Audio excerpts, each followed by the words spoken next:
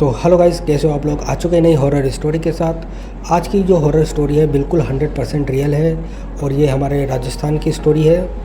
तो वीडियो को लास्ट तक वॉच करना और मेरे चैनल को सब्सक्राइब जरूर कर लेना और वीडियो को लाइक ज़रूर कर देना यार भाई प्लीज़। चलो ठीक है, फिर चलते हैं सीधा स्टोरी की ओर। राजस्थान में एक गाँव है जिसका नाम है भेरूपुरा।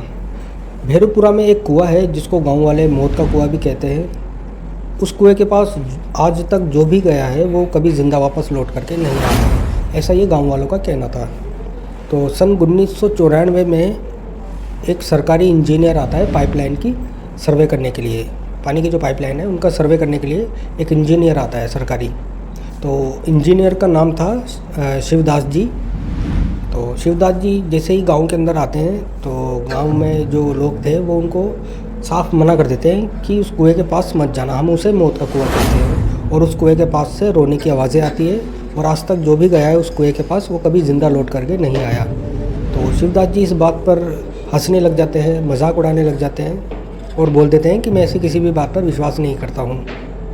इतना बोलने के बाद में शिवदास जी शाम का समय था तो दारू वारू ढूंढने लग जाते हैं। तो उस समय मतलब कच्ची दारू पीते थे लोग और मतलब हमारे राजस्थान में उसको बोलते हैं सासण। तो उस समय कोई ठेका वेका नहीं होता था, तो सासण जो होती है वही दारू बेचा करती थी। अब शाम के समय वो दारू ढूंढ रहे थे, पूरे गांव के अंदर चक्कर लगा रहे थे। तो एक गांव का लड़का था, वो उनको मिल जाता है। उस लड़के से शिवदास जी पूछते हैं कि भाई दारू कहाँ मिलेगी। तो वो लड़का उनको साथ में ले जाते हैं सासण के पास में और वहाँ से दारू खरीदते हैं। तो शिवदास जी दारू वारू पी लेते हैं बढ़िया मस्त। शाम से थोड़ा रात हो जाती पीते पीते, तो वहाँ बैठ करके वो दारू वगैरह पी लेते हैं। अब वो जो लड़का था वो उस कुएँ के बारे में बताता है उनको और साफ इनकार कर देता है कि आप उस कुएँ के पास मत जाना, ये बिल्कुल हकीकत बात है। शिवदास जी आप इस चीज़ को समझिए। पर शिवदास जी किसी की बात मानने को राज़ी नहीं थे। वो उस लड़के को भी धमका करके भगा देते हैं और बोलते हैं कि मैं आज ही जाऊंगा। ठीक है, जाओ भाई, तुम्हारी इच्छा। चुनचुने काट रहे होंगे जाने के। तो शिवदास जी अपनी टॉर्च उठाते हैं और निकल पड़ते हैं उस कुएँ की ओर। अब उस समय साइकिल हुआ करती थी सबके पास में, बाइक का एक कोई भी नहीं रखता था। तो साइकिल से अपनी कुएँ की तरफ जा रहे थे। तो कुएँ की तरफ चलते चलते उनको बीच बीच में कोई लाल पगड़ी में और सफ़ेद कुर्ते पजामे जो भी होते जो पहनते थे गाँव वाले, उसमें एक आदमी नज़र आ रहा था उनको रोड साइड। जैसे वो चल रहे तो एक बार नज़र आया, इतना वो ध्यान नहीं दे रहे थे इस चीज़ पर। तो एक बार नज़र आया, फिर आगे चले, फिर एक और बार एक यही आदमी नज़र आया, फिर आगे चले एक और बार। मानो ये वो आदमी उनको रोकने की कोशिश कर रहा हो, ये कह रहा हो कि आप वहाँ मत जाओ। पर शिवदास जी इस इशारे को नहीं समझ पाए और कुएँ की ओर निकल लिए। कुएँ से थोड़ी दूर में साइकिल रोकी, उन्होंने साइकिल खड़ी कर दी। अपनी टॉर्च ले करके वो चलने लगे, आगे बढ़ने लगे और कुएँ के पास पहुँच गए। कुएँ में झाँक करके देखे तो कुआँ बिल्कुल सूखा हुआ था, बिल्कुल खाली था, कुछ भी नहीं था उसके अंदर। इतनी देर में पीछे से किसी के रोने की आवाज़ आती है। शिवदास जी इधर उधर देखते हैं, मतलब आंखों को इधर उधर करके देखते हैं कि यार कोई औरत है जो रो रही है। जैसे ही वो अपनी टॉर्च पीछे की तरफ घुमाते हैं तो उन्हें कोई भी नज़र नहीं आता। तभी कुएं के अंदर से किसी के हंसने की आवाज़ आती है जोर जोर से। जैसे ही वो कुएं के अंदर टॉर्च करते हैं तो उन्हें एक औरत नज़र आती है जो कि उल्टी लटकी हुई थी कुएं के अंदर। इस चीज़ को देखने के बाद वो इतना ज़्यादा डर जाते हैं। और हाँ, उस औरत के आंखों से खून के आंसू आ रहे थे, मतलब खून के आंसू बह रहे थे उस औरत के आंखों में से। खुले बाल थे, सफ़ेद साड़ी थी उसकी। और जैसे ही वो उस चीज़ को देखते हैं तो वो वहाँ से बहुत ही तेज़ी से भागते हैं, पलट के चीख, मतलब पहले चिल्लाते हैं वो बहुत ज़ोर से, ज़्यादा डर जाते हैं वो और फिर से भागते हैं पीछे की तरफ।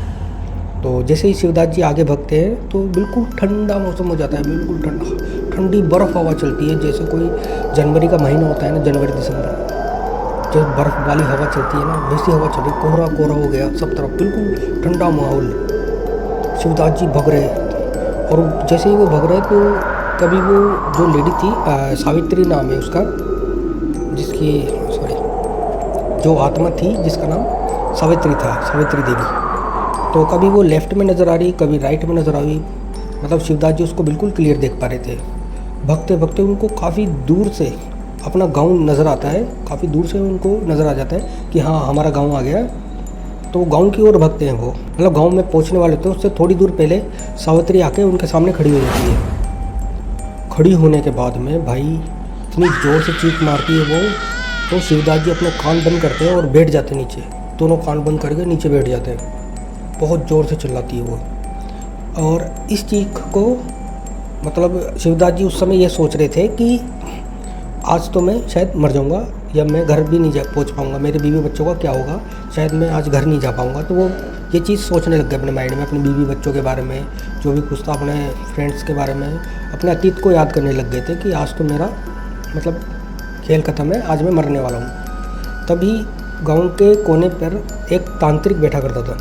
मतलब बैठा क्या यार, वो वहीं पर ही रहता था, उसकी झोपड़ी बनी हुई थी तो उसके अंदर ही वो रहता था।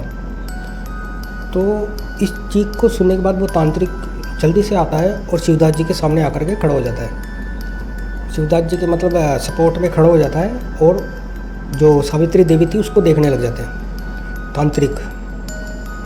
और शिवदास जी जो थे वो तांत्रिक को देख के बड़े मतलब शांति मिलती है उनको थोड़ी बहुत, और उनको बोलते हैं कि मेरे को बचा लो प्लीज़, इससे मेरे से बहुत बड़ी गलती हो गई है, गांव वालों ने मेरे को मना भी किया था उधर जाने से, मेरे से बहुत ही ज़्यादा बड़ी गलती हो गई है, मुझे माफ़ कर दो, आप मेरे को बचा लो इस बार। अब जो तांत्रिक था वो सावित्री को बोलता है कि तुम क्या चाहती हो, इस मासूम से क्यों मारना चाहती हो इसको। तो चिल्ला करके बोलती है वो, जो चुड़ैल थी सावित्री, वो बोलती है मैंने कसम खाई थी जो भी मेरे कुएं में देखेगा कि उसकी आखिरी झलक होगी। तो तांत्रिक बोलता है कि इसको माफ़ कर दे, ये ना समझे, इसको पता नहीं था कि वहाँ जाने से इतना सब कुछ हो जाएगा, इसको इस बार माफ़ कर दे, आज के बाद कभी कोई तेरे कुएं के पास नहीं आएगा। फिर भी जो सावित्री थी वो मानती नहीं है, वो बोलती है कि नहीं मैं इसको लेकर ही जाऊंगी अपने साथ में।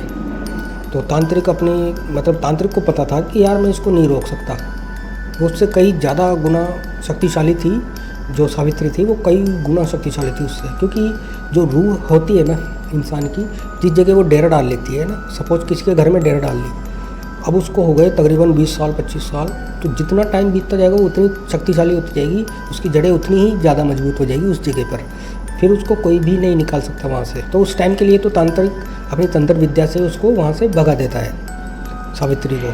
तो चल जाती है वहाँ से वो तंत्र विद्या देखने के बाद में उसकी तो वहाँ से उसको भगा देता है। उसके बाद में शिवदास जी को वो अपनी झोपड़ी में लेके जाता है, और शिवदास जी जो है उसको पूरी स्टोरी बताते हैं तांत्रिक को कि ये हुआ मेरे साथ में, ऐसे गया मैं कुएं के पास, मैंने उसको इस तरीके से देखा, मेरे से बहुत बड़ी गलती हो गई है, मुझे बचा लो। तो तांत्रिक इतना सब कुछ सुनने के बाद में शिवदास जी को बोलता है कि देखिए मैं उसको रोक नहीं सकता, मैं क्या कोई भी नहीं रोक सकता, वो आपको लेके जाएगी तो लेके ही जाएगी।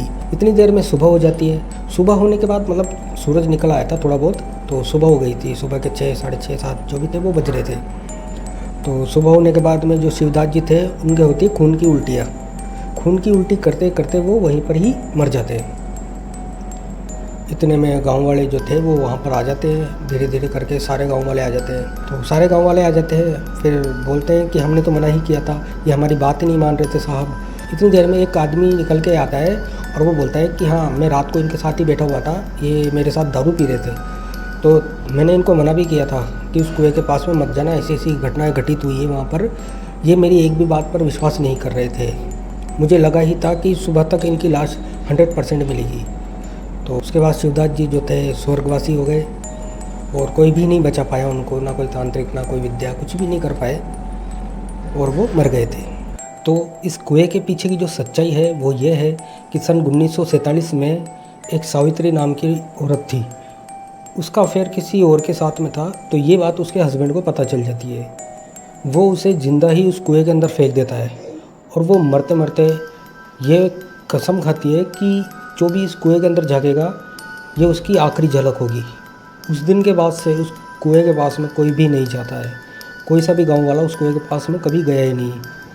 तो कैसी लगी स्टोरी कमेंट करके ज़रूर बताइएगा, और वीडियो को लाइक शेयर ज़रूर कर दीजिएगा, और मेरे चैनल को सब्सक्राइब ज़रूर कर दीजिएगा। ठीक है, मिलते हैं नेक्स्ट वीडियो में।